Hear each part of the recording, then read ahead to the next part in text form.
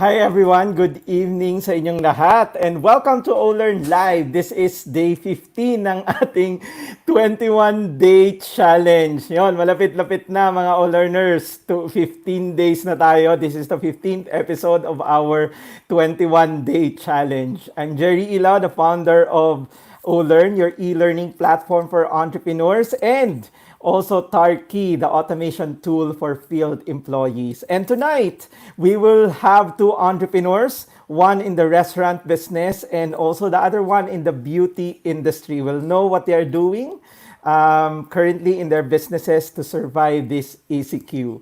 So for those who just came in, please say hi and where are you from sa ating chat box. Please say hi and where are you from sa ating chat box. Yan. And let me introduce my partner and co-host, the chairman of AFI, the founder of Retail Academy. Please help me welcome Mr. Eric Caeg. Hi, Sir Eric.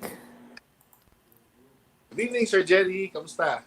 Yan, malapit na tayo, Sir Eric. Day 15 na ng ating It's 21-day 15. challenge. 15. 15 na. So, parang Yes. kailan lang tayo umpisa at last month. So, we're now on the 15th.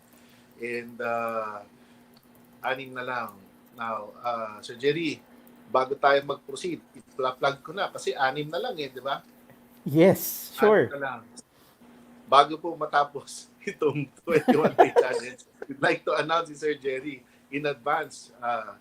Hope you will join us on May 4, starting the organizational development playbook for SMEs. No, it's like toolbox or toolkit for us to be able to use while we're undergoing the ECQ, moving forward towards now is surviving, next is regrouping, then we go to regrowing your business. So that will be the point of our series of sessions with the OD playbook for SME. So mamaya ulitin ko yan, Sir Jerry. So Yan, 15 very out of exciting 21. yan. Yeah, we have good sessions for that series, no. So some of those are actually coming from my classes that I'm taking. So yun, abangan nila. Yan, abangan nyo po yan. So, SME Playbook, no? SME Yes, Playbook it's happening. an OD playbook, so organizational development playbook. When I say OD playbook, there are things that we need to change now. It's number one is change the protocols of your business. That's number one. Number two, how to adapt as entrepreneurs, no? Because in organizational development, we're practically looking at all the departments of the enterprise. Yan. So, abangan nyo po So yan. That's happening first week ng May. para na silang nag-masters niyan pagka nakuha nila yan. Okay. Yes. So, nandito Sir Eric, si Miss Kat Chua. Yan. Hi, Good Miss evening, Kat. Sir Eric and Sir Jerry watching from Manila. Regards to Yon. everyone in Hong. Yes, thank you so much for always watching Miss Kat. And also si Jemary is also here from Pampanga. So for those who just came in, please say hi and where are you from sa ating chat box. And also, don't forget to share this episode, this broadcast so that more people will be able to watch it. Yan. Okay, ano pag-uusapan natin, Sir Eric, this evening? Our topic for tonight is surviving, as I said earlier. No, today we're on our sixth week, or fifth week of ECQ, and for most businesses, they're re-strategizing on how to, when this ECQ gets relaxed a bit, kamusta ang magiging negosyo ng ating mga entrepreneur. So sa ngayon, pag-uusapan natin with our resource speakers, ano yung mga tips on how to survive this one and to move forward, to bounce forward. Ika nga. Yes. Hi kay Minda, tapos kay Entrep Uy, Ma'am Negosyo. Minda! Yan, Carpio, yon. Tapos, si Jesus din from Cainta, Rizal. Yon. So, thank you so much. Please share this broadcast so that more people will be able to watch it. Alam mo, Sir Yes. Eric, na-mention mo yung ECQ, di ba? Medyo kinakabahan tayo lahat because I'm not sure kung sakaling mag-extend pa ba yung Then, ECQ or hindi na. I think yung si President will have an announcement daw tomorrow. So, yan, we'll wait and see kung sakaling ma-extend pa to. But yan, we'll talk about how companies like our two guests are surviving and yan, coping with this quarantine. As the saying goes, Sir Jerry, we pray for the best, we prepare for the worst. Yes. Sige, so let us bring in our two guests this evening. So the first one is ladies first siguro. Hello, Sir Yes. Eric. Oh, Yes, ladies first. So she is the founder and CEO of Defying Solutions Philippines, the maker of Glupa. Narinig mo na ba, Sir Eric? Glupa, hindi oh, gluta, di kundi gluta, Glupa. glupa. Yes, Malaman natin kung glutathione bakit. and papaya. It's the first and Ayun. only skin whitening combination in the world. And actually, based sa conversation namin before, she has the patent for this. So, yan, please Oh, help us welcome the founder and CEO of Defying Solutions, Miss Aiza Diuco. Hi, Miss Aiza.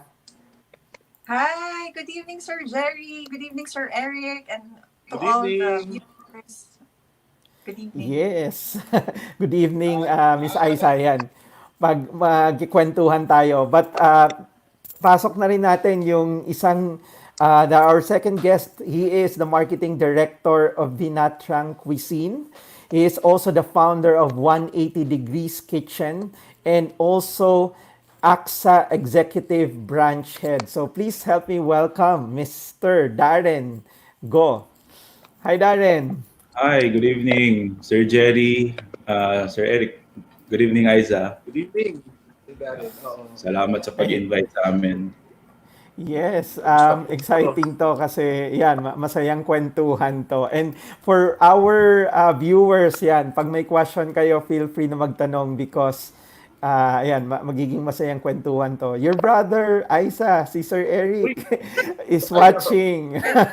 Kamusta ka? It's been a year. Eric, kamusta ka?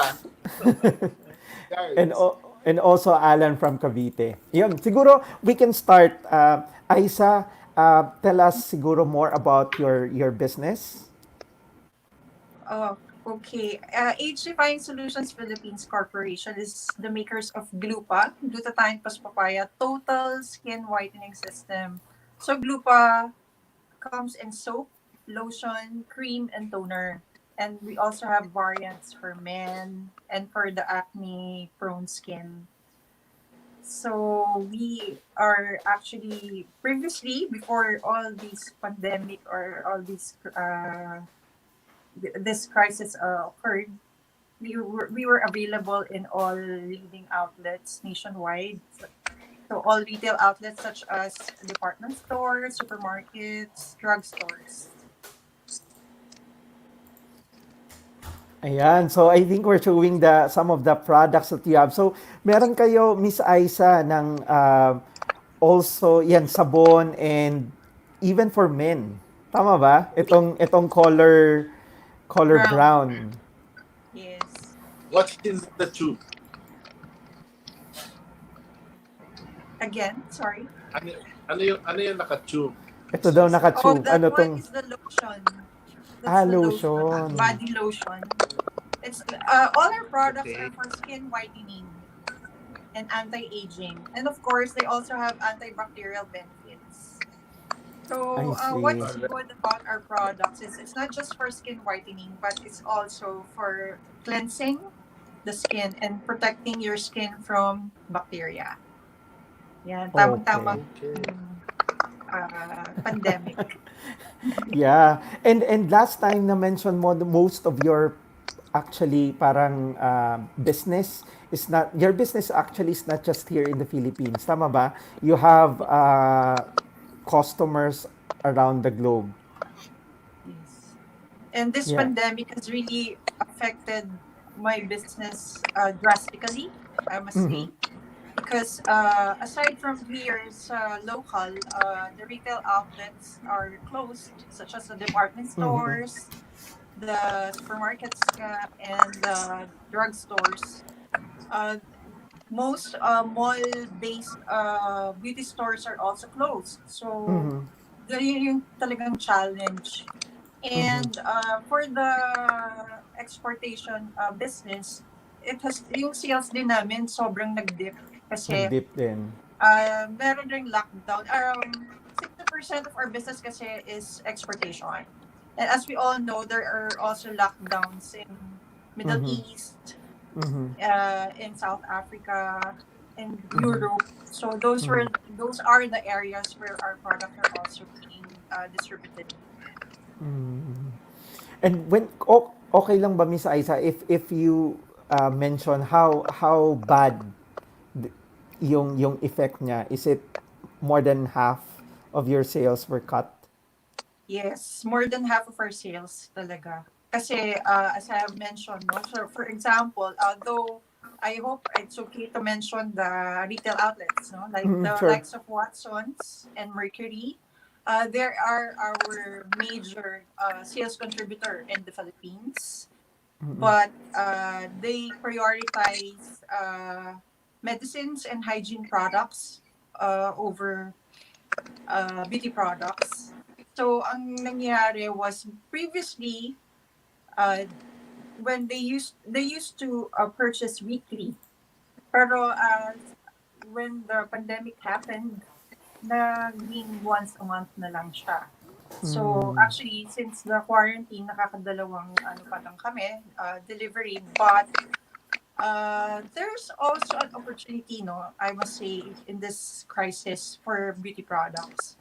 Yung nga, nakawento ko kanina, ang skincare kasi, it's a personal care thing. Do it yourself, as they say. Unlike yung makeup, yung hair styling, kailangan mong magpunta sa salon para magawa mo yung pagpapaganda na yon. But with skin whitening kasi, even during quarantine, you can do it.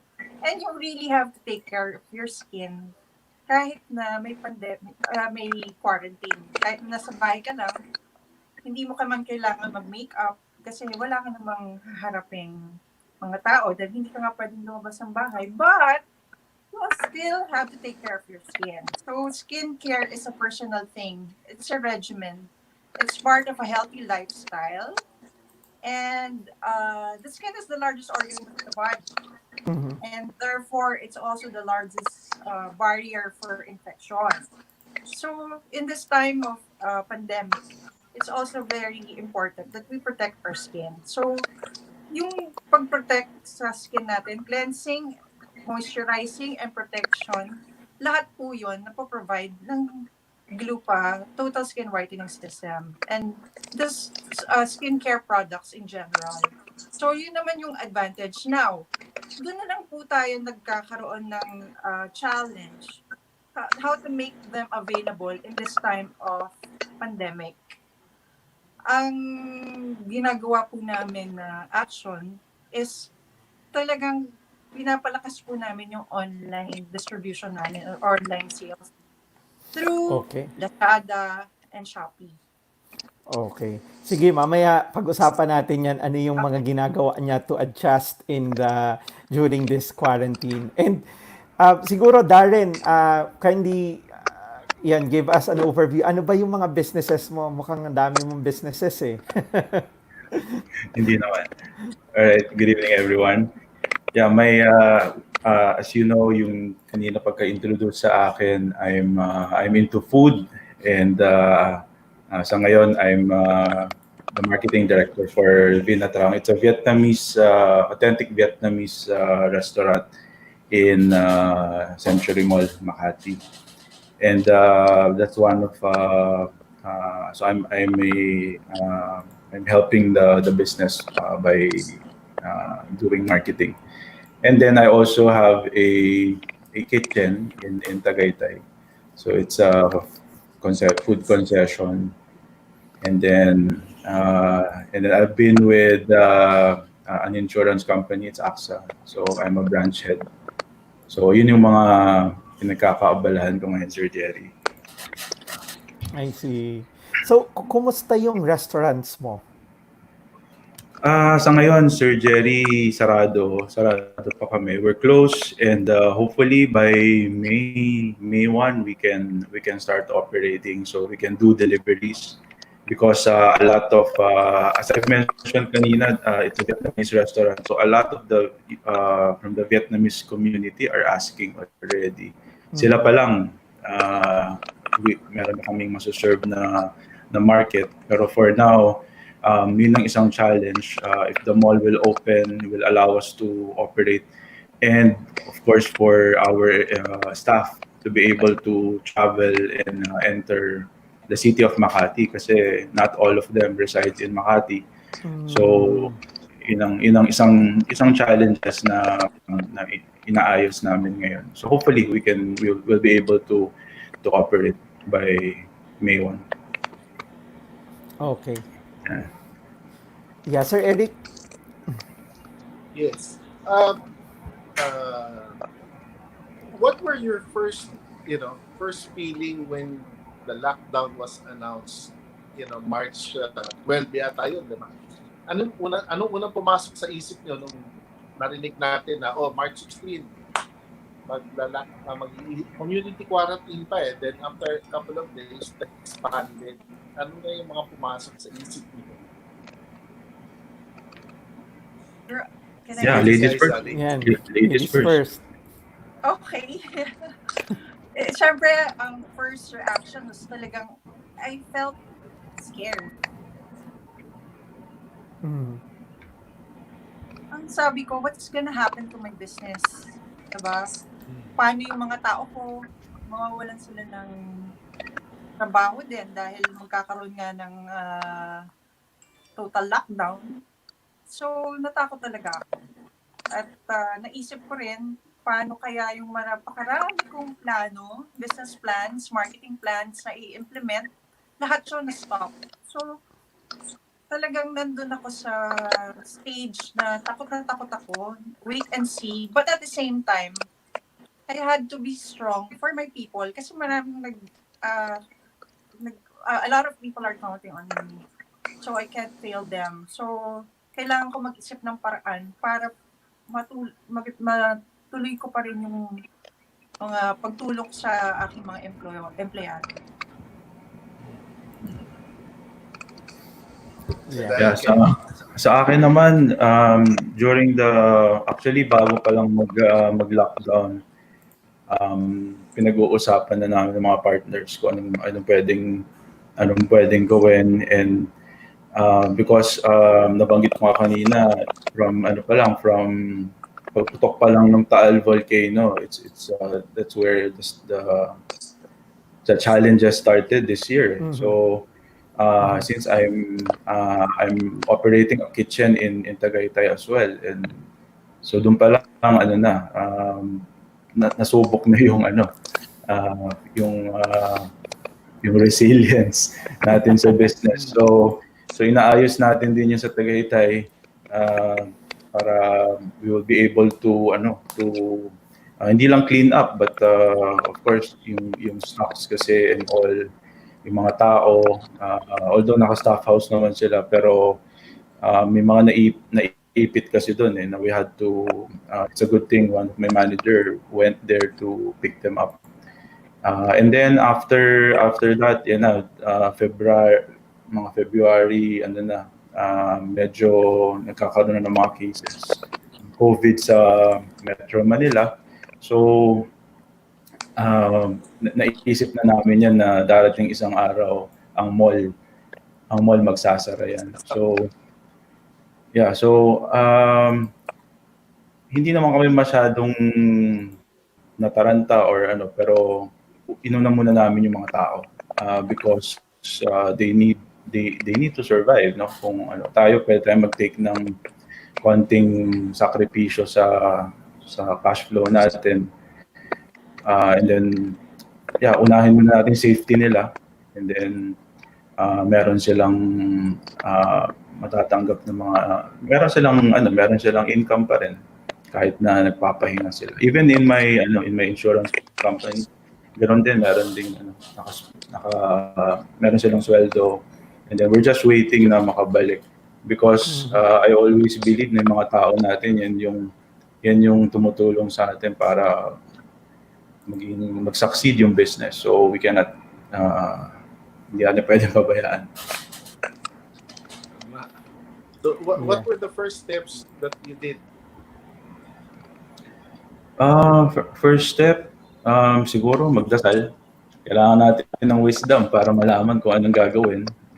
Kasi pag nakita ninyo yung mga nangyayari sa napapanood natin sa Facebook, sa TV, it seems na parang this is kakaiba talaga to. I mean, in my lifetime, I've never experienced such a pandemic. No? So this is sabi nga ng isang boss ko, this is the crisis of our generation. Ito talaga, tayo yung mass generation, no? Mga naka-mask. So, Mask iba, generation. mass generation. Iba yung nangyari talaga nito. Actually, meron na nga tayo mga warning eh. Nakita natin it started in China, tapos actually in in Hong Kong, in Singapore, nagkaroon na ng So, dapat in-expect na natin yun, na darating dito yun. Kasi especially ang dami nating mga foreigners, ang dami nating mga a lot of the tourism, the travel business was booming in the last 3-4 years. So ang tao biyahe ng biyahe, no? Even 'di ba, cheap fare, lahat middle class, they're all traveling, not only the upper class. So mabilis talaga yan na nakakalat. So yun, tapos nag-meeting kami, and then we started to plan kung ano yung mga pwedeng gawin. Kunwari, pag ipapatupad man yan, so magiging work from home. So paano magiging work from home? So pag restaurant, paano mag-work from home? So it's impossible because we need a physical kitchen, we need logistics for delivery. So ang medyo nakakagalaw ngayon na yung sa insurance, because we can do virtual selling, we can do trainings virtually kasi wala naman tayong item, it's intangible. So kahit pa paano, kaya tinatanong mo bakit iba-iba yung business, no, I always believe in diversifying our ginagawa natin, yung business natin, para kung if one or two hindi mag-work, then we still have fallback. Yeah. Gandang point no, Sir Eric, yung diversification ng business. Kasi nga, mahirap i-operate yung restaurant, lalo na kung sakaling nasa mall ka ngayon. So, good thing, like for example, for Darren, meron siyang insurance na pwede mong i-benta virtually. Yung insurance ba ngayon, Darren, are they picking up yung insurance na negosyo ngayon, o tinamaan din? To be honest, the volume of sales, obviously, it will drop. It will significantly drop. Pero we are receiving a lot of inquiries. Business meron naman, pero yun nga, as I mentioned, hindi siya pareho nung yung pre-lockdown. No? So yung nakakalabas pa tayo, because alam naman natin na insurance has to be sold na personal, talagang harap-harapan, nagmi-meet kayo ng tao. We are not yet in that stage like our first world brother, sister countries, na meron na sila, pwede na silang bumili online. Pero we have the platform already. We have set up the payment gateways, lahat kompleto. So trainings and all, pwede nang gawing online. So eksakto lang na our company was may foresight to be able to do this. Actually, more than 5 years ago, naka-ready na yan. So nung nag-lockdown, nakakagalaw pa rin. So yun lang, virtual so Zoom, pwedeng anything, any online possible naman. I see. What about you, Aiza? Ano yung mga first things that you did when you heard about the lockdown? Actually, the lockdown was announced on a Sunday, if I may remember it right. But during the work week before the announcement, I already had a meeting with the management, no, with my management staff. We identified already kung sino-sino yung pwedeng mag-work from home. And yun nga, nag-plan din kami ng aming advertising through online, kasi nga na-foresee namin na yun na yung magiging trend, no? Na, though available naman talaga kami online even before this pandemic happened. But, syempre, kailangan namin mas palakasin yung online business. And then, yun lang, talagang challenge for those employees na kailangan to be physically present, no? Just like the sales team, composed of the merchandisers, most especially. The merchandisers kasi are those people who monitor the delivery, display the products in the shelves of the retail outlets, and then sila rin yung monitor ng off-peak and nagpapa-order taking. So yun yung talagang big challenge kasi hindi naman talaga sila pwede rin mag-work from home.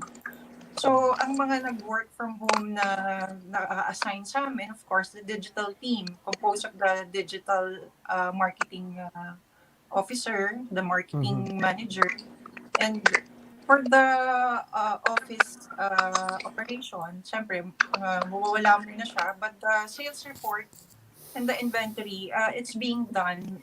Meron kaming skeletal workforce na nangyayari. At least twice a week, pumapasok sila. And then for our deliveries, yun din, dati 2 trucks and drivers yung lumalabas. Ngayon, naging 1 na lang kasi nga nabawasan yung delivery. And through our partners din, initially, nagkaroon ng vacation mode yung Shopee and Lazada kasi nung nagkaroon ng total lockdown, wala na rin munang deliveries, no, from their partner couriers. But just last April 16, nag-resume na ulit yung Lazada and Shopee namin. So, with those mga ano muna yun contingency plans, we were able naman to survive the effects, no, of the pandemic. Okay. Yan. So, and grabe talaga, grabe yung effect ng nitong hearing from both of you, and also yan based on our own experiences sa mga nakakausap namin ng mga entrepreneurs din, 'di ba Sir Eric? Sobrang lakas, grabe talaga yung impact ng ECQ. And you Tsunami meant tsunami. Tsunami ang dati. Yeah, and you mentioned, Aiza, na kumbaga you're transitioning in a way, you're beefing up your online online commerce through Lazada and Shopee, and I think this is a way for you to, in a way, soften the blow of the ECQ. So kumusta ang benta ng online, and what are the other things that you're doing to cope with this ECQ?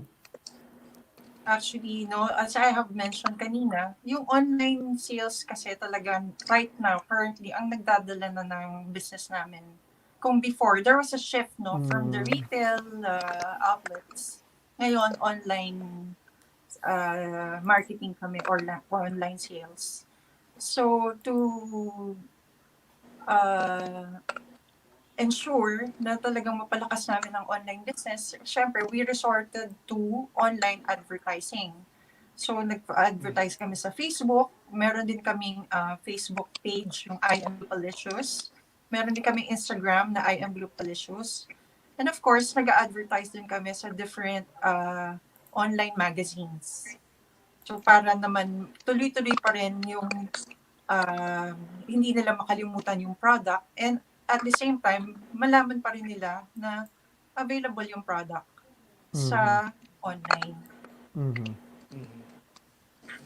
So, yan, the brand that cares is the brand that will be remembered by the customers. Yes. Yeah.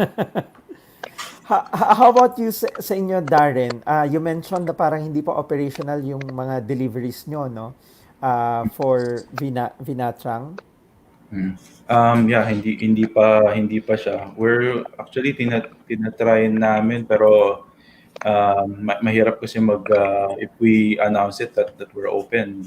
Of course, we have to be prepared kasi medyo malaki-laki yung community ng Vietnamese dito sa Philippines, and We don't want to sacrifice any yung kung papalpak man. So we medyo especially my partner is very maingat sa quality. So we want to make sure na kompleto lahat ng gamit, even the ingredients, yan yung isang we want to make sure na suppliers are able to deliver also our orders. So pero sa ngayon, yun nga, we're doing something about it.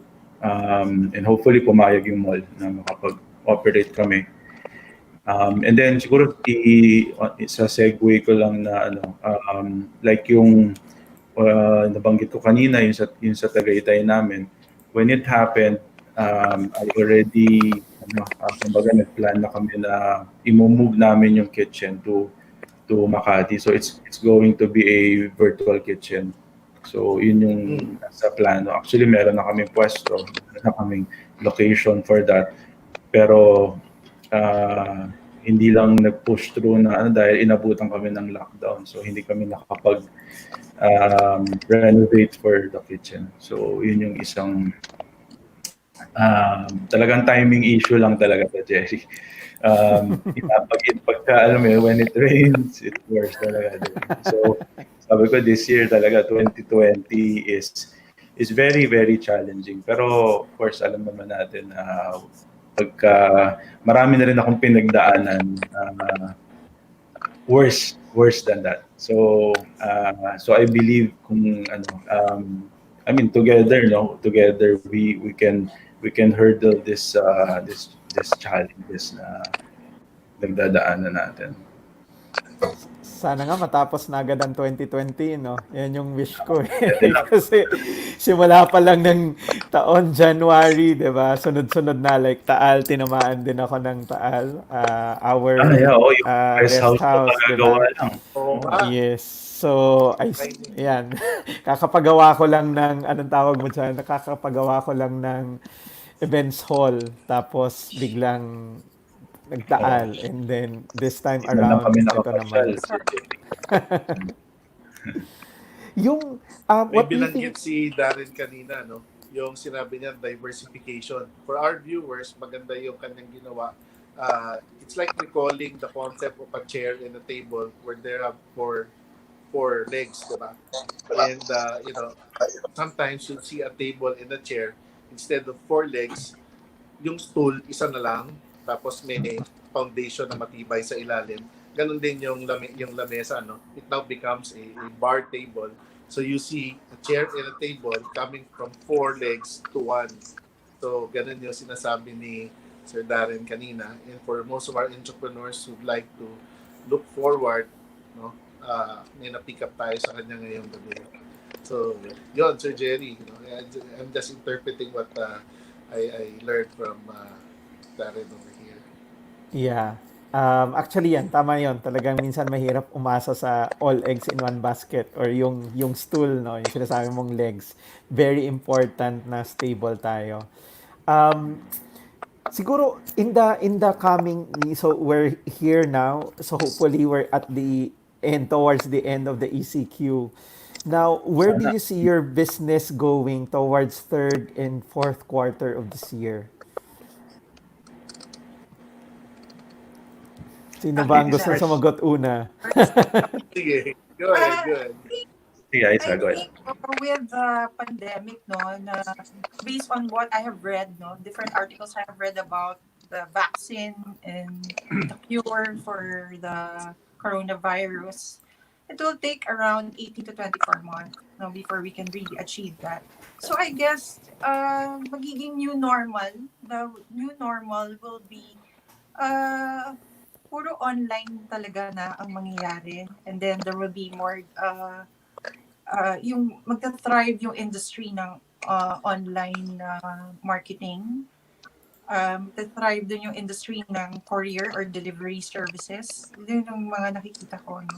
So in our case, pagdating naman sa marketing, there would be more I guess online events, live streaming, and mga chats na lang, ganyan, for our customers, like the category managers of different retail establishments.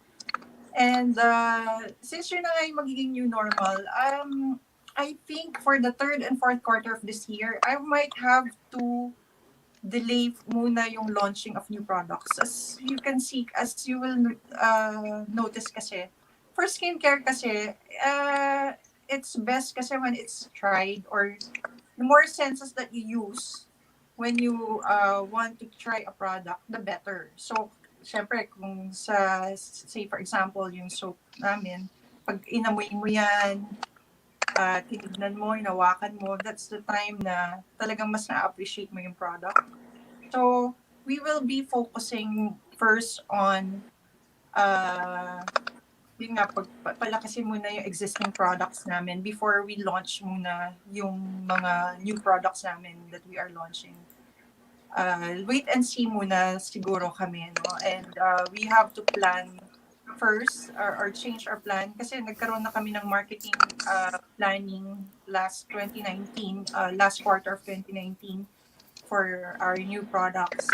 But since this pandemic happened, we might have to redo our marketing plan based on the magiging new normal nga of the beauty business.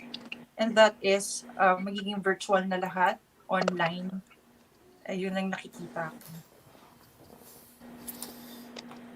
Yeah, totally agree. So mukhang yung anong tawag mo dito, si itong COVID-19 actually anong tawag dyan, reshaped the different businesses that we have, and yan, kailangan mag-adjust yung mga plans natin ng going to 2020, yung mga plans na yun, we all have to throw it away and then craft new ones. Rewrite everything.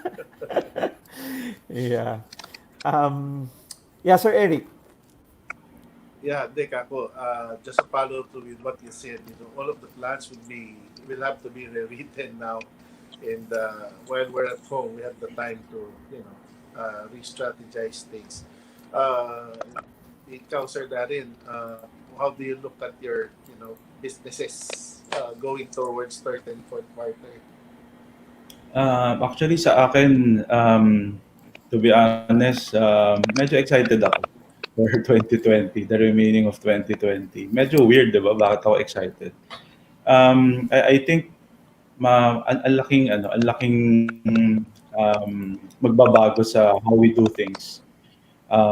Diyan makikita kung sino yung kayang mag-adapt, sino yung mas resilient sa mga ganitong pangyayari. So I think yung in terms of food business, it will be more competitive, yes, pero alam mo yun, yung kung sino yung mas maganda ang service, mas mabilis ka makaabot sa customer mo, yun na yung labanan ngayon, hindi na yung dining experience. Okay, so medyo meron pa rin siguro kakain sa labas because people are social animals din naman, gusto pa rin magkita-kita, pero on a day-to-day basis, since our market, our service namin na market are mostly in the mga nagtatrabaho, yung mga they want fast and quick service. So hindi naman tayo fine dining talaga na ano. So I think it will define kung sino yung mas mabilis, kasi convenience na ang binibili ngayon ng tao. So I think having this type of situation, I don't know with you guys kasi ako umu-order ako sa labas itong last 5 weeks.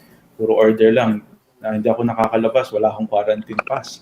So talagang lahat puro delivery. So sa dami ng mga nagsusupply ngayon, of course, yung mga bilis na mag-deliver, yung mga maayos kausap, yun yung thrive.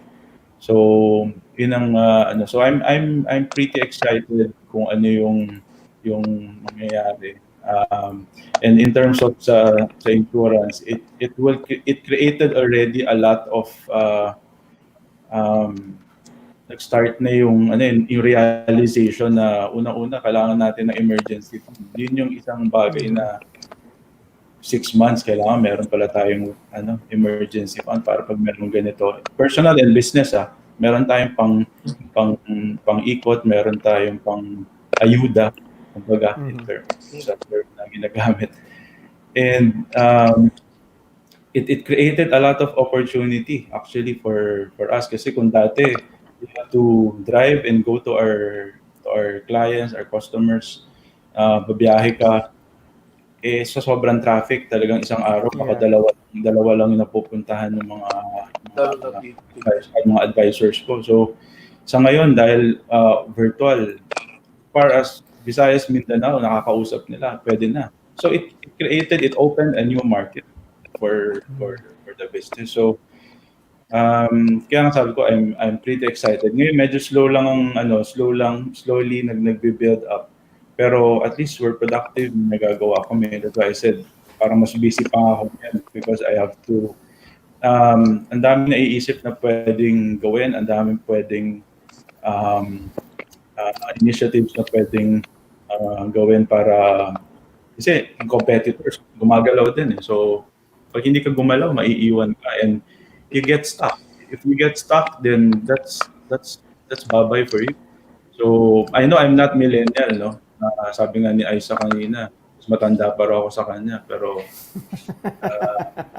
Gen X ako, Gen X. So it was difficult also for me to adapt yung kailangan ko mag-aral, paano mag-host ng Zoom, paano alam mo yan, yung tapos yung mga wala akong before hindi naman ako nagbabangko, nag-online. Ngayon kailangan mag-download ngayon ng app. Even yung GCash ba yun, Paymaya, mga ganyan, kailangan ko rin mag-download kasi nandun tayo magbabayad, doon tayo magta-transact and all. So alam mo yun, it brings us a lot of opportunity ngayon para matuto. One is learning. After you learn, andiyan na lumalabas na yung mga opportunity, isa-isa na yan So kaya minsan pagka sa gabi hindi ako makatulog pa minsan because I had to, minsan may naiisip ako, kailangan ko bumangon, kailangan ko isulat, kailangan ko siyang, kasi nakakalimutan ko na. So siguro nag-uumpisa na pero ibig sabihin, yung mga ideas non-stop talaga, kaya talagang kailangan mong i-take down. So yun. I think that's a true mark of an entrepreneur, di ba? Tinatawag nilang serial entrepreneur, malikot ang isip talaga. and as much as maraming mga businesses na affected by this lockdown, there are also a lot of opportunities na pwede mong paglaruan, pwedeng i-explore as an entrepreneur. And tama yun, minsan kailangan mo din talaga dahil ngayon daming opportunities. Sobrang busy tayo. Ayan. Okay. Question ko lang sa kanilang dalawa. Kasi today, we've been hearing the 3 letters, no? BCP, Business Continuity Plan. Now, before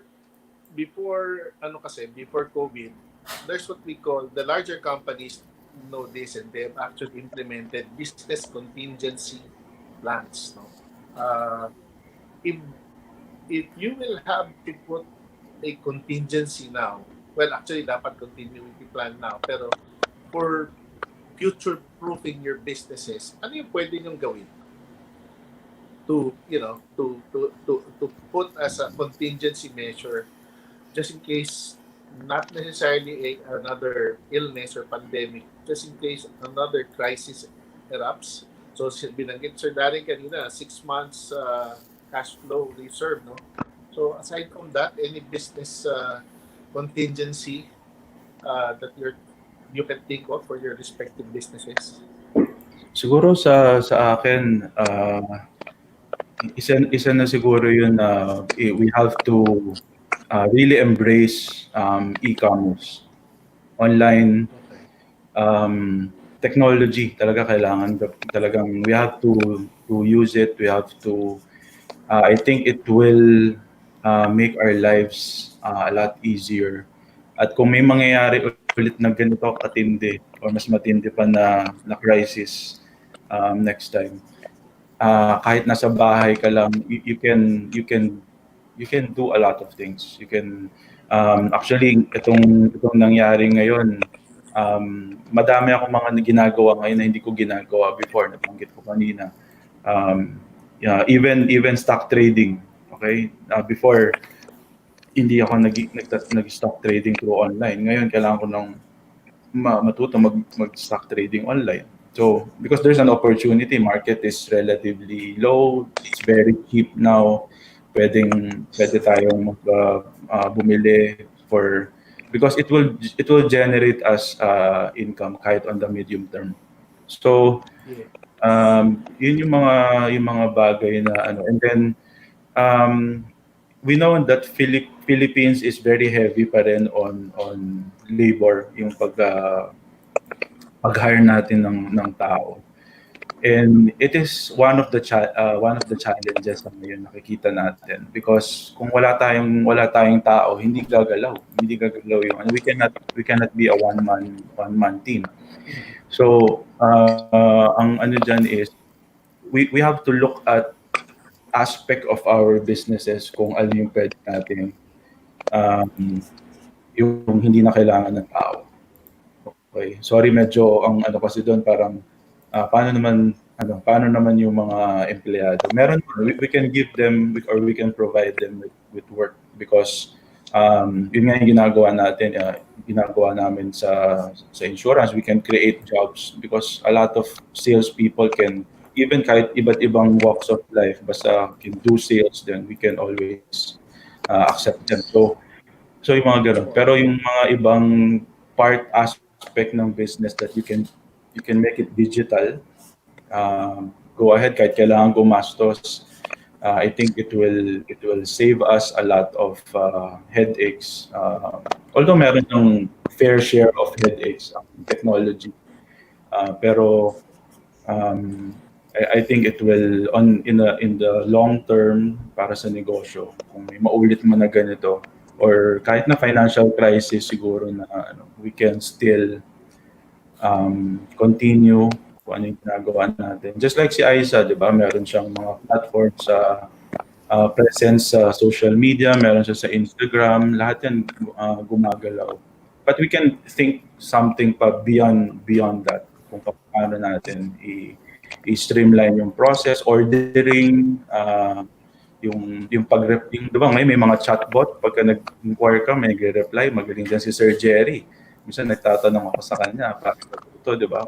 So, ganun yung nakikita ko na part of the contingency plan for us to survive in case there's another one. Thank you. Mr. Aiza, ikaw. Okay. So is it my turn? Yeah, on my part naman. With the changing times, no, and given the new normal, I believe entrepreneurs like me, and Darren, and all the entrepreneurs watching out there, we should, constantly upgrade and update our skills, no, to make it,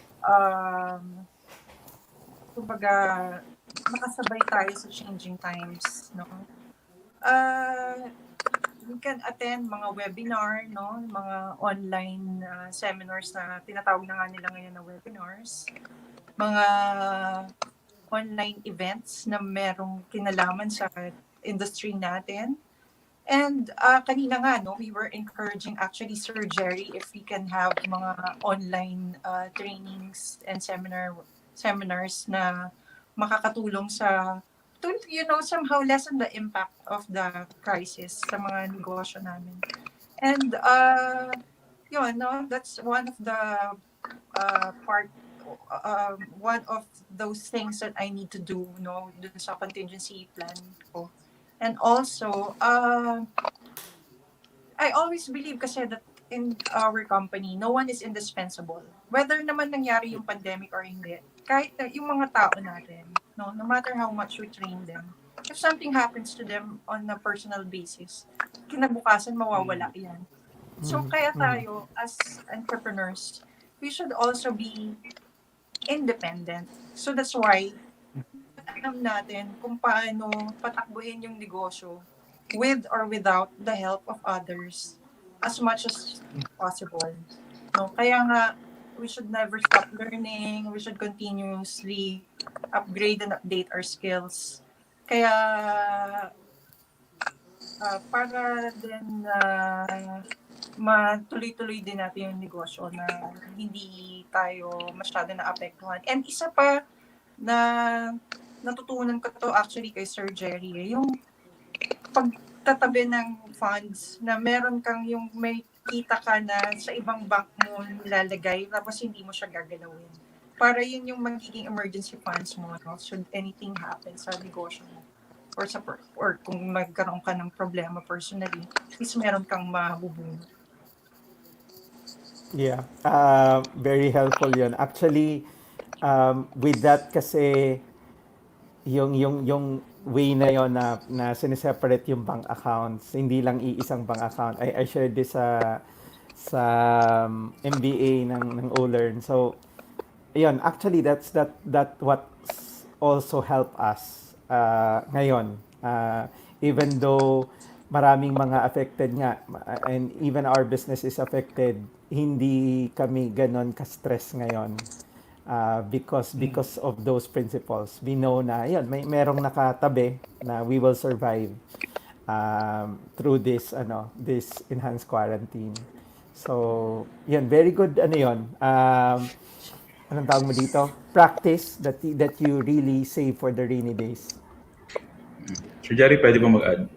Sure, Darren. Siguro isang pwede ring yung ginagawa namin ngayon siguro is to collaborate. Relationships in business networks, importante yun. Sa ngayon itong ginagawa natin, this is a collaboration that what we're doing. And it's important na kahit ngayon wala tayong itong ginagawa natin ngayon, wala naman tayong generate na income. But because of what you're doing, Sir Jerry, 15 days na, di ba? What you're doing is you are imparting knowledge, you are imparting hope to our business owners, to our entrepreneurs, to our aspiring entrepreneurs. And I believe merong bunga to, merong magandang harvest after this ECQ. Kasi hindi ka, well, if we just keep quiet or if we just hibernate,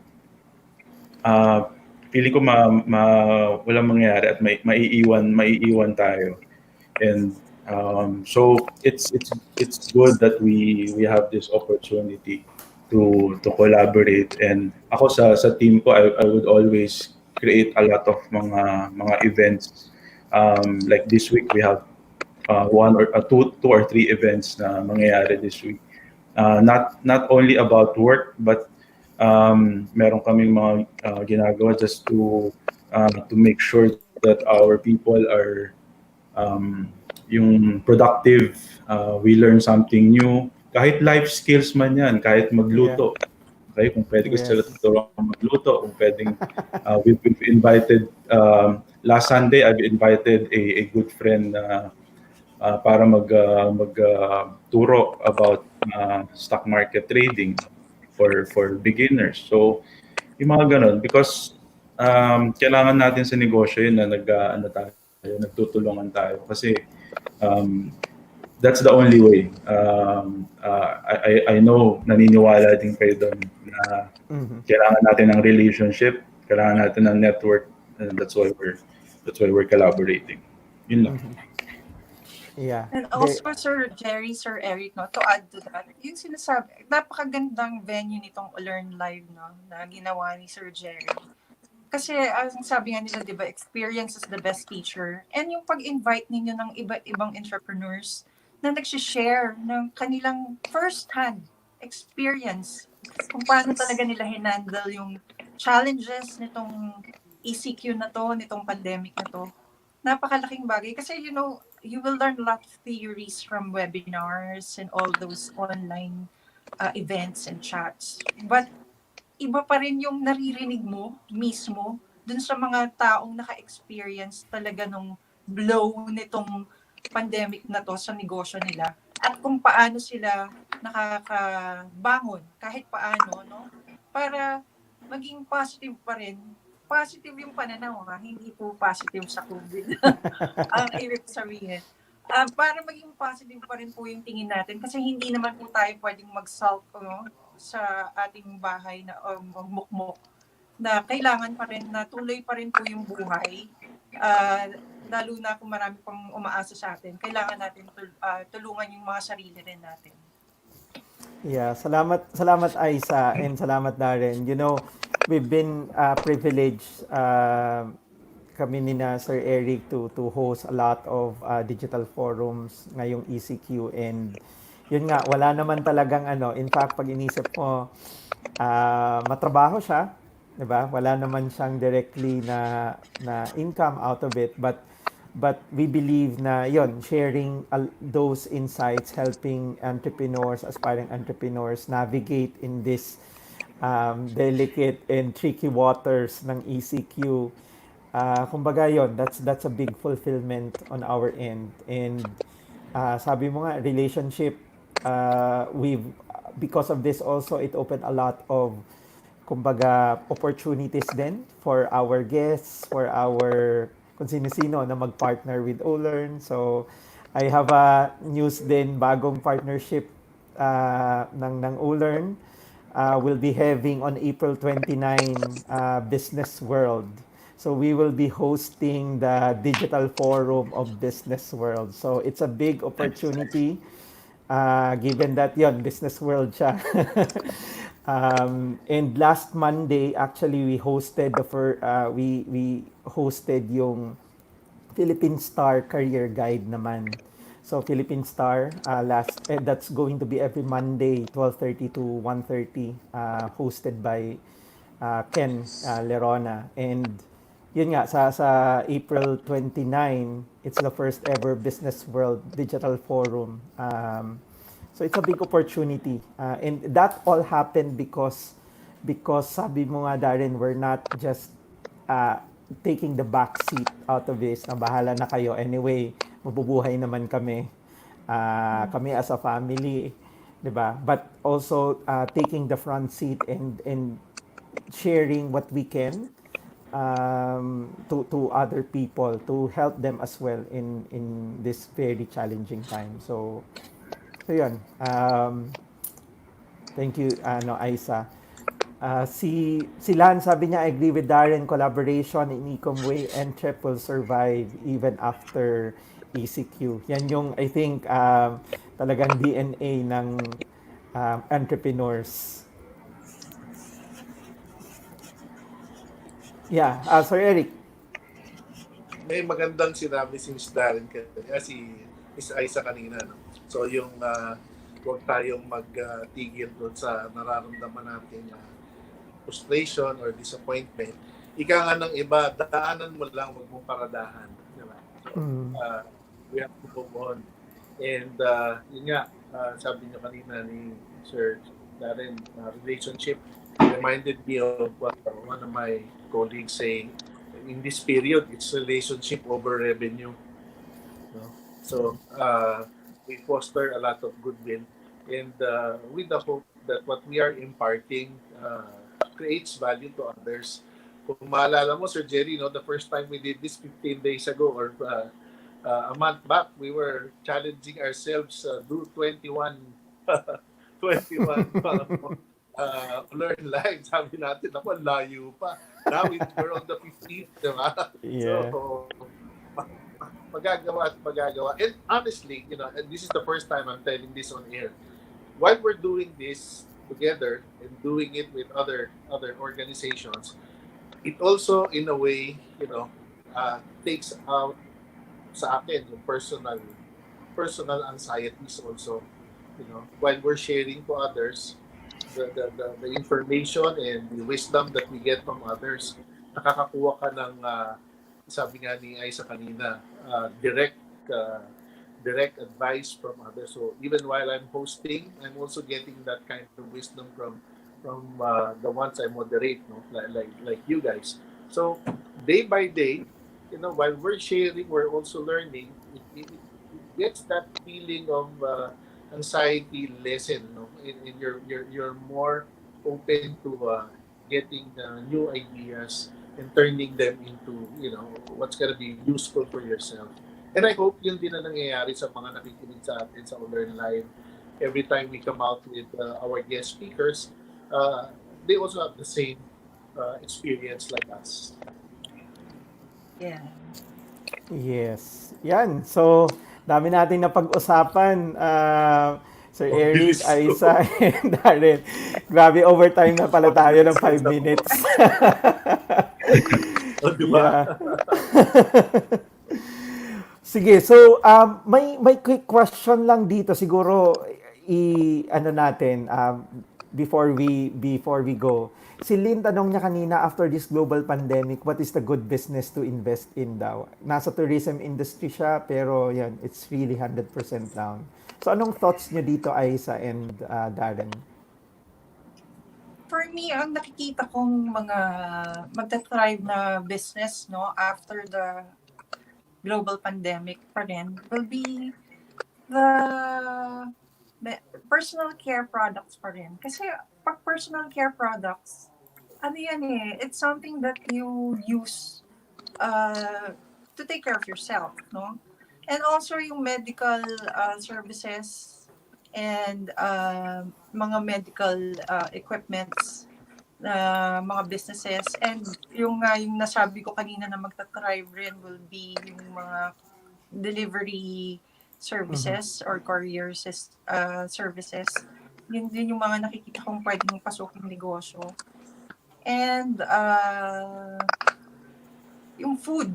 Kasi ang food, tapos lalo na kung merong delivery system na maganda, I think yun pa rin ang mga negosyo na magta-thrive after the global pandemic. Okay. Yeah, thank you for that, Aiza. Sa'yo, Darren. Sa akin, siguro kung si Lynn, no, yung nagtanong, first siguro alamin muna natin kung ano ba yung strength natin, what ano ba yung alam natin gawin before we take a look kung ano ba yung pwedeng opportunity, kasi madaming opportunity. When we say online, when we say e-commerce, when we say digital, ang daming pwedeng gawin. So tingnan muna natin kung ano yung kaya natin gawin. Ano yung kasi 'di ba sinasabi nga natin, pag hindi mo alam yung papasukan mo, delikado 'yon, 'di ba? So kung talagang gusto mo, then you have to study first, then after that, then you can proceed to that business. Syempre ako bias ako. I'm into services, so food, and I'm in sa insurance. So sa akin sa ngayon, of course nakikita ko siya na magso-survive ako. Kahit pa mag-extend to hanggang December, magso-survive ako because merong hindi ko na kailangan hintayin yung post ECQ. So ngayon pa lang, because kung titingnan nga natin yung nature ng business is on services, food based, very basic yan. Kaya yun yung isa na pwede mong i-consider. Sabi niya nasa tourism siya. I have a lot of friends. Taga Binondo po ako. Ako po ay full 100% Chinese. I live in Binondo. And ang daming travel agency dito sa Binondo. And I'm sure they're taking a big hit with this pandemic. January pa lang, sabi ng isang kaibigan ko, January pa lang, wala na silang booking. Puro cancellations na yung inaasikaso nila. Okay? Wala silang income and wala. So a lot of them are were asking me also, ano pwede kong gawin, ano yung pwedeng ano. So medyo kailangan natin, ano bang tinapos mo, ano ba yung kaya mong gawin. So sa ngayon, ano ba yung pwede mong ano, you have your home, ano meron mo? Meron kang kitchen, di ba? So yun yung isa. Meron kang kitchen, pwede kang mag-bake, pwede kang magluto, pwede kang mag-online tutorial, gusto mo sa e-commerce, even Lazada, Shopee, basic needs na pwede mong pasukan na, of course, sa ngayon, walang bibili ng makeup tsaka lipstick siguro, walang lang bibili patos, 'di ba? So, ano yung pwedeng bilhin? Ano yung pwede nilang i-market? So basic lang talaga. So, we stick to food, supplements, vitamins, um, lahat ng pampa healthy na pwede nating ano, alam naman natin, 'di ba? Ang healthcare system natin is hindi kaya na magdumagdag pa tayo. Kung hindi man COVID yung sakit mo, kung ibang sakit mo dahil hindi tayo nag-iingat sa kinakain natin, na high blood tayo, for example, magiging ano tayo, parang collateral mortality yan pag may nangyari sa atin. So, hindi tayo pipiliin o unahin nila yung may sakit na COVID. So, yun yung mga bagay na yun. So, ngayon, pag makita ninyo yung mga nagbebenta ng mga vitamins, ubos. Kahit walang pangalan yung vitamins, kahit hindi kilala, na nauubos. So, yun yung mga pwede nating tignan. Of course, we have to be careful also na wag tayong mananamantala. Okay, so kung ano yung retail price lang na ano, doon lang tayo mag-base. Wag tayo mag-overprice because we have to help pa rin yung kung sino man yung bibili sa inyo. Kumbaga, earn a little profit, saka na tayo bumawi. Ang importante, we can help other people. Ayan. Thank you so much, Darren. Sa-summarize ko yung sinabi ni Darren, no? Be an opportunity seeker, not an opportunist. Yan. Tama. Tama po. Yes. Ayan, so dami natin na pag-usapan. Thank you so much, Miss Aiza and Darren. Siguro, last few, anong tawag mo dito? Closing message from both of you. Pwedeng dance, pwedeng TikTok. Joke lang. Sa totoo lang kasi kagabi lang ako nasabihan, mga 11:30 na yata yan, no? Dinamay ka ni Darren. Kung ano ba, kasi ang pakiramdam ko, no, sa 5 linggo ng ECQ, feeling ko nangalawang na ako. Parang, kasi I used to, conduct business meetings, meet up with clients. Parang napaka-hyper ng lifestyle ko before. Tapos biglang, all of a sudden, in a snap of a finger, biglang lahat stop. Tapos biglang naging domesticated ako, luto ako ng luto, kain din ako ng kain, kaya tumaba. But I'm very thankful, no, to be invited here. Kasi kahit paano, ayun, yung ngayon sinasabi ni Sir Eric kanina, no, ang laking luwag na na-share ko rin sa mga followers ng Olern. Yung experience ko. And at the same time, na-share ko rin kung ano yung mga natutunan ko at ano ba yung mga plano ko at ano pa yung maaari kong maitulong sa inyo. Just let me know either through Olern or you can message me. Talagang napakalaking bagay sa akin tong gabi na to and nagpapasalamat talaga ako and gusto ko lang na ang parting words ko lang siguro sa lahat ng nanonood. It's easier said than done, no? Na sabihin, huwag tayong mag-alala, matatapos din to. Kasi wala naman po talagang bagay na nag-stay. Lahat naman po may ending. Whatever it is, let us, always seek the guidance of God. No? Let's pray na talagang mag-improve po itong situation natin. And let us always equip ourselves with the proper knowledge and skills para kayanin natin whatever pagsubok. And of course, the right attitude, not just the knowledge and skills. Para kayanin po natin ng whatever challenges that will come our way. And yun po yung masasabi ko sa ngayon. Maraming salamat, Sir Jerry. Maraming salamat, Sir Eric, for having me here. And Darren, Salam- thank you Thank for you. inviting me. Sa akin, walang salamat. Yan. Alright.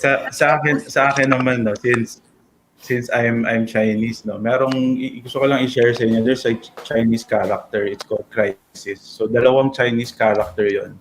Pag hiniwalay mo yung dalawang Chinese character, the first character, the meaning is danger. Okay? And then the other character, ang meaning is opportunity. Okay? So ang basa nun is Wei Qi.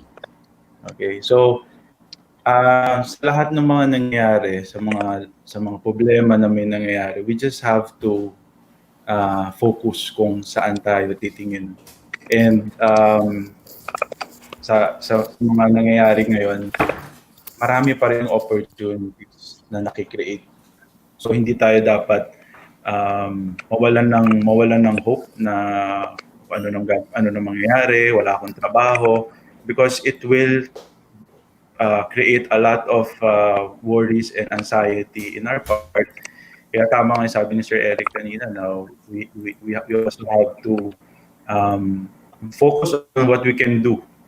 And ano yung magagawa natin is kung ano yung alam natin na yung strength natin, yung talent natin, gamitin lang natin because therapeutic din yan para sa atin. Because if we stay on nandun tayo per day, it will just create more problems for us. Ang hirap makabangon in truth, no.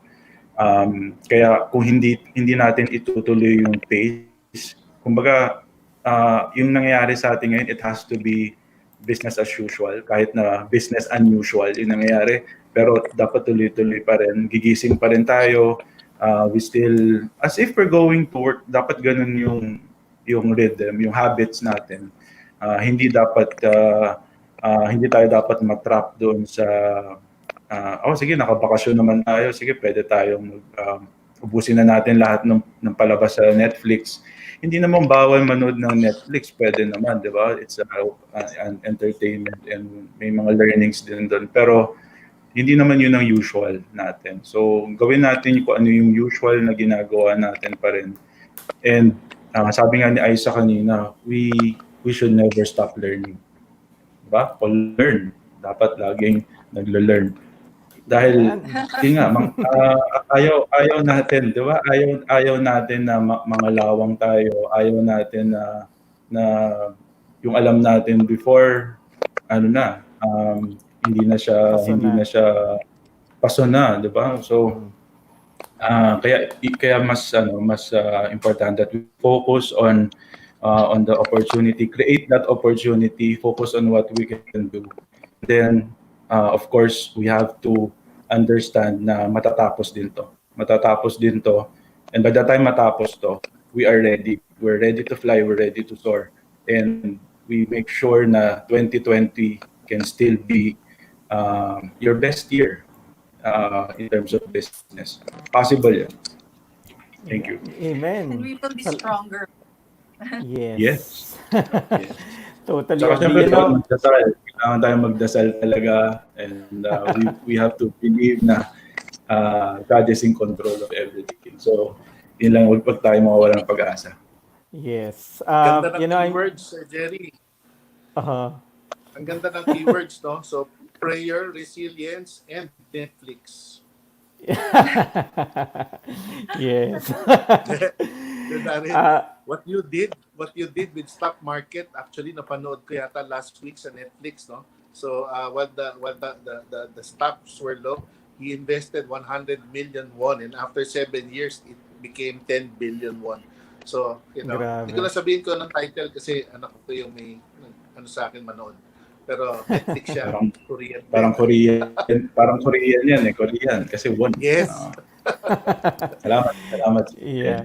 Yeah, I'm so proud, Sir Eric, na Miss Aiza and si na Darren, yun, for the success ng businesses and for coping dito, di ba, sa mga nangyayari. And I have no doubt na, yan, malalagpasan natin to sama-sama.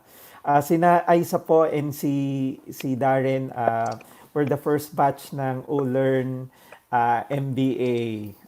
That was in last September Olern 2019. alumni. So, yes, The yan. You best know, batch.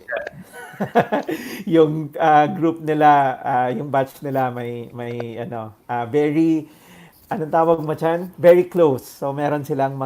meron silang private na chat group, etc. So nagkukumustahan sila almost every day. So yan, salamat Galing. and congratulations Aiza and Darren. Congratulations. Thank Yan. you. Salamat din, Sir Jerry. And sa Olern din, sinasabi nila learning, no? So, one of the things na gusto kong i-share din sa mga nanonood is because we've been doing a lot of digital forums nowadays. We've done siguro close to 60 na during the ECQ time lang. Ganon kadami. Yes. And I understand na minsan mahirap balikan yung mga old na forums, which is minsan marami pa din golden nuggets na pwedeng gawin doon. So, what we're trying to do, hopefully by next week, we'll be releasing the Olern app, wherein it will house all the digital forums that we've conducted since day one ng ECQ. So, more around 60 digital forums yon that you can learn and access via the Olern app. It's free. So that will happen hopefully by next week. And siguro sa mga nanonood, if you like that idea, because I'm just toying with that idea, mahirap kasi mag-scroll sa Facebook kung babalikan mo yung mga posts before. So in this case, ano siya, it's an easy list. So, Olern Live, meron tayong 15 episodes nandun. Plus yung sa AFI din, sa Bounce Pack, sa Global Linker, and also sa magiging PMA. Business World Forum. PMA, of course, ang gaganda Yes. ng forum. So, kung okay yun sa inyo, yan, pwede bang comment kayo na you like that idea para yun, we'll prioritize that. I-house lahat ng mga digital forums. Okay. Marami tayong announcements before we go. So, i-announce ko lang even on my end. Let me see. So, we'll have actually the little boss ni Sir Paulo Tibig. So, if you want your kids to learn entrepreneurship and learn the value of money, ito one of the best sellers ni Sir Paulo Tibig. Offline siya ginagawa, but we've decided due to popular demand to how make it online. So that will be on March 9, Saturday, 9 to 12 noon. So Little Boss, it's actually for kids, for your kid and you as a parent. So yung ticket niyan, isang pair siya, isang parent, tapos isang kid. So if you want to enroll, yun, just type in lang Little Boss siguro, and then we'll send you details. So isa yan. Also, Sir Eric, samantalahin ko na rin to. We're live sa Union Bank Global Linker. We did our Union Bank Global Linker webinar kanina lang na 12 noon. 2 p.m. pala, sorry. Now, si 2 Tarkie, which is a secure way to do your timekeeping kung namomroblema kayo ng timekeeping nyo during this quarantine. So you can check out Tarkie. It's live, I think today, sa Union Bank Global Linker. So yung mga attendance nyo, time in, time out, we have tamper-proof photos, yan, kahit walang internet connection, it works offline, etc. So, yan, Union Bank Global Linker. We have a special promo ongoing there. So, until May 15 daw. Yan. Okay.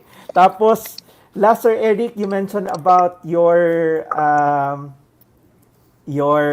SME playbook.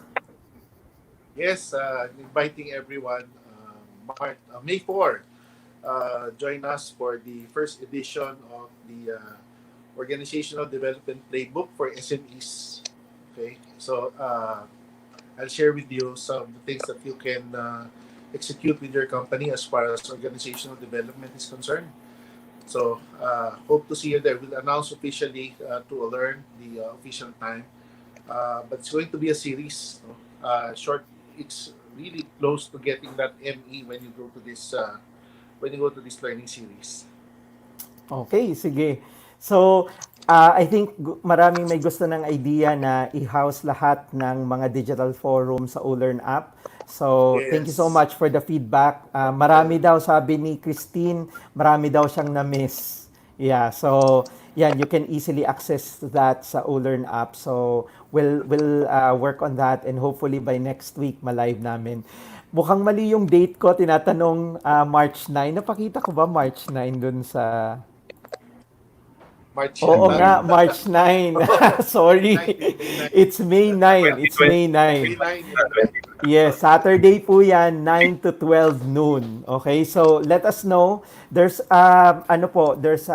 it's registration fee, pero part of the proceeds we will give sa frontliner, so we'll donate it. So if you want to know more details, just type in Little Boss. Yan, para mabigyan namin kayo ng details. Yan. Sige, so again, maraming salamat Aiza and Darren for being with us tonight. Thank you. Yan, maraming salamat. And Sir Eric, yan, salamat din. We're done with 15, episode 15. Yan, ng Olern Live. 6 more So, to go. yes. So, thank you so much everyone and see you on Friday para sa ating 16th episode ng Olern Live. Have a good night and stay safe. Bye. Stay Yeah. safe God bless po. and, Thank you. be careful. Thank you. Let's take a photo, everyone. 1, 2, and 3.